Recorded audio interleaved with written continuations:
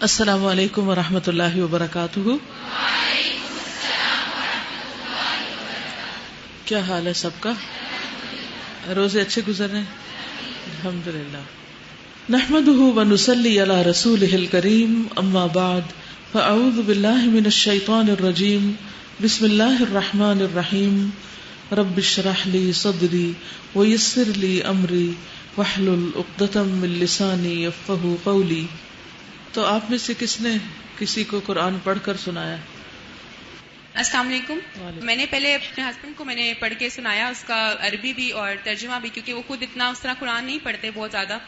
تو میں نے مغرب سے پہلے ہاف آور پہلے میں ان کو کہا کہ میں نے آپ کو آج قرآن سنانا ہے، اور آپ جو ہے نا غور سے سنیے گا، اور میں آپ سے پھر پوچھوں گی اس میں سے کہ آپ نے کیا سیکھا ہے۔ آپ تو پوری ٹیچر بن گئی ہیں۔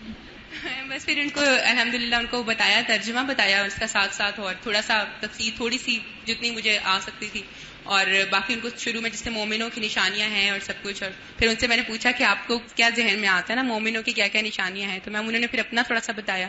اس طرح میم تھوڑا سا انٹریکٹیو کر کے اور ان کو بتایا اور پڑھایا تھوڑا۔ تو اوور آل کیسا ایکسپیرینس تھا؟ یعنی کہ اگر گھر والے، یعنی ہمارے ہی گھر کے افراد، ہمارے ہی پیارے جو ہیں، اگر ان سے بامقصد گفتگو کی جائے تو؟ جی میم بہت خوشی ہوتی ہے، بہت زیادہ۔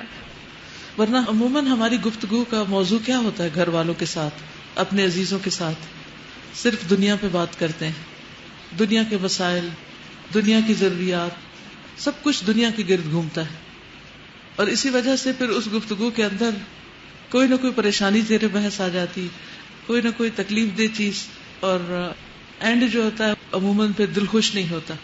لیکن اگر گھر والوں کے ساتھ بھی علمی اور بامقصد گفتگو کی جائے، چاہے آپ کے بچے ہوں، چاہے آپ کے بہن بھائی ہوں، شوہر ہوں، رشتہ دار ہوں، تو اس سے آپ دیکھیے کہ گھروں کا ماحول بہت بدلے گا۔ ازواج مطہرات کو اللہ سبحانہ وتعالیٰ نے قرآن مجید میں فرمایا تھا وَاذْكُرْنَ مَا يُتْلَى فِي بُيُوتِكُنَّ مِنْ آیَاتِ اللَّهِ وَالْحِکْمَةِ، کہ اللہ کی آیات اور حکمت کی باتوں میں سے جو پڑھا جاتا ہے ان کا ذکر اپنے گھروں کے اندر کرو، جو تلاوت کی جاتی ہے، جو پڑھا جاتا ہے، نبی صلی اللہ علیہ وسلم پڑھتے ہیں، یہ سناتے ہیں، ان کا تم بھی آگے ذکر کرو۔ تو یہ خواتین کی بھی ذمہ داری ہے ازواج مطہرات کی سنت کو فالو کرتے ہوئے۔ جن لوگوں نے تجربہ نہیں کیا وہ بھی اللہ کا نام لے کے کوشش کریں اور اس تجربے کو آف اینڈ آن جاری رکھیں۔ جن کے گھر والے تو راضی ہو جائیں روز سننے پر، وہ تو موقع غنیمت جانے، اور جن کی تجوید بہت اچھی ہے اور خوبصورت آواز سے پڑھ سکتے ہیں، ان کے لیے اور زیادہ آسانی ہے، کیونکہ دوسروں کے سماعت پہ بوجھ نہیں بنتا، اور ان کے لیے پھر سننا آسان ہو جاتا ہے۔ جو عربی نہیں صحیح طور پہ پڑھنا جانتے وہ کم از کم ترجمہ سنا دیں، لیکن کچھ نہ کچھ ضرور گفتگو دین کے حوالے سے گھروں کے اندر ہونی چاہیے، تاکہ گھروں کا موسم بدلے، فضا بدلے۔ جو بہت شدید گرمی ہو چکی ہے وہاں، اس میں قرآن کی بارش برسے تو ہر چیز ٹھنڈی ہو جائے، ٹھیک ہے۔ لیکن اگر وہ سننا نہ چاہیں تو بہت پیچھا نہ کریں، پھر کسی اچھے موقع کی تلاش میں رہیں، پھر دعا کریں، اور خاص طور پر استغفار کریں کہ اللہ میرا ہی کوئی گناہ ہے جو رکاوٹ بن رہا ہے، آپ اس رکاوٹ کو دور کر دیجئے، ٹھیک ہے انشاءاللہ۔ تو رمضان جو ہے وہ شہر الدعا بھی ہے، دعاؤں کا مہینہ بھی ہے۔ بسم اللہ الرحمن الرحیم۔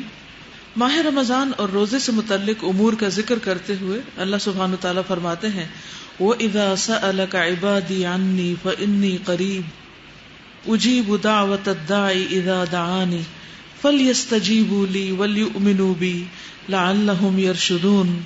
اور جب میرے بندے میرے بارے میں آپ سے پوچھیں تو آپ کہہ دیں کہ میں قریب ہوں، میں پکارنے والے کی پکار کا جواب دیتا ہوں جب بھی وہ مجھے پکارے، بس چاہیے کہ وہ میری بات مان لیں اور مجھ پر ایمان لائیں تاکہ وہ ہدایت پائیں۔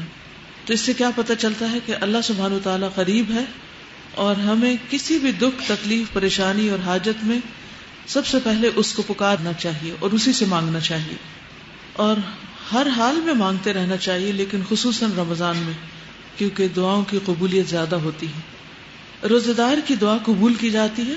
حضرت انس کی روایت ہے کہ رسول اللہ صلی اللہ علیہ وسلم نے فرمایا 3 آدمیوں کی دعا رد نہیں کی جاتی، باپ کی دعا، روزہ دار کی اور مسافر کی۔ یعنی باپ اپنے بچوں کے لیے جب دعا کرتا ہے تو وہ دعا بھی قبول ہوتی ہے، اور اسی طرح روزہ رکھنے والا، اور پھر جب آپ سفر کی حالت میں ہیں۔ ویسے تو جب آپ گھر سے یہاں تک آتے ہیں تو یہ بھی ایک چھوٹا سا سفر ہی بن جاتا ہے، تو طالب علم بھی ہوتے ہیں آپ, اور طالب علم کے راستے میں تو فرشتے پر بچھاتے ہیں, تو اس لیے اس موقع کو بھی نہ گنوایا کریں. اس میں بھی آپ راستے میں آتے ہوئے دعائیں ضرور کیا کریں, کیونکہ یکسوئی کا موقع بھی ہوتا ہے. گھر میں انسان کے کئی قسم کے کام ہوتے ہیں, بعض اوقات نمازیں بھی جلدی میں پڑھی جا رہی ہوتی, تو سفر میں اور تو کچھ بھی نہیں کرنا ہوتا. زیادہ سے زیادہ ہم جو ساتھ بیٹھا اس سے کوئی چھوٹی موٹی بات کر لیتے ہیں, اور اگر چھوٹی موٹی کرتے بھی ہیں تو اس کو بھی تقسیم کر لیں. کچھ وقت اپنے سفر کے ساتھیوں کے ساتھ اور کچھ وقت اپنے رب کے ساتھ بات کرتے ہوئے گزاریں. تو اللہ سبحانہ و تعالیٰ سے ضرور دل ہی دل میں اس کو پکار دے کہ ضرور دعائیں کریں. تو یہ کرنے کا کام ہے, لکھ لیجئے. اور اگر آپ خود ڈرائیو کرتے ہیں تو گاڑی میں کہیں لکھ کے لگا دیں تاکہ بیٹھتے ہی آپ کو یاد آ جائے. اگر آپ پبلک ٹرانسپورٹ پر سفر کرتے ہیں تو آپ دیکھ لیں آپ کے ہاتھ میں بیگ ہوتا ہے, یہ کیا چیز ہوتی ہے جس کے ساتھ آپ کو ریمائنڈر, صرف دعا کا لفظ لکھ کے ریمائنڈر ڈال دیں. کی چین ہوتا ہے نا, کی چین کے اندر ایک چھوٹا سا ٹیگ اس طرح کا ڈال کے اور اس کی چین کو اپنے بیگ کے ساتھ لگا لیں. تو اس سے کیا ہوگا کہ جو ہی آپ بیٹھیں گے بیگ گود میں رکھیں گے تو دعا سامنے آ جائے گا لفظ اور آپ کو یاد آ جائے گا. تو اس طرح کی چھوٹی چھوٹی چیزوں سے انسان کے جو چھوٹے وقت ہوتے ہیں وہ بھی بہت پروڈکٹیو ہو جاتے ہیں.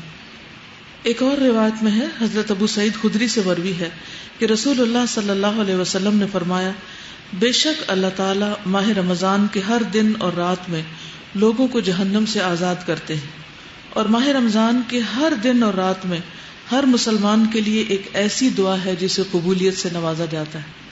ہر دن میں ایک دعا آپ کی قبول ہوتی, جتنی بھی آپ مانگتے ہیں اس میں سے کم از کم ایک ضرور قبول ہوتی.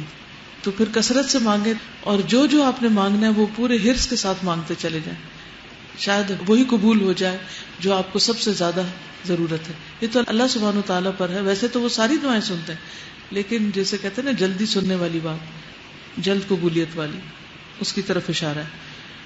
افطاری کا وقت دعاؤں کی قبولیت کا وقت ہے. حضرت عبداللہ ابن عمرو بن العاص کہتے ہیں کہ رسول اللہ صلی اللہ علیہ وسلم نے فرمایا, بلا شبہ روزہ دار کے لیے افطاری کے وقت ایک ایسی دعا ہے جسے رد نہیں کیا جاتا.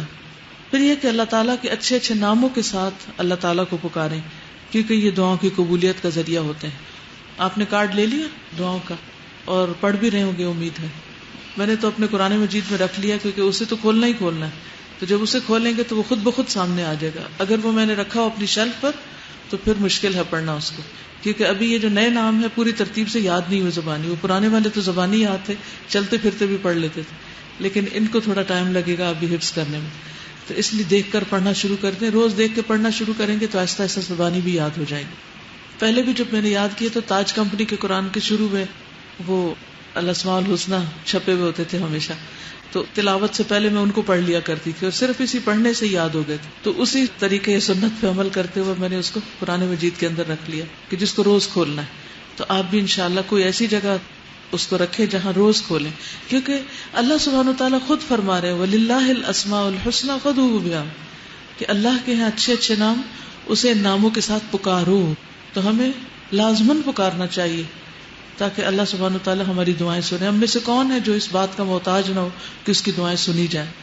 پھر اسی طرح یہ ہے کہ سب دعائیں زبانی یاد نہیں رہتی, چاہے زبانی یاد بھی ہو, تو ایسی صورت میں ہم کیا کر سکتے ہیں, ان کو دیکھ کے بھی پڑھ سکتے ہیں. لیکن دیکھتے ہوئے اس طرح نہ پڑھیں جیسے آپ کو تلاوت کر رہے ہیں, دیکھ کے پڑھیں اور رکیں.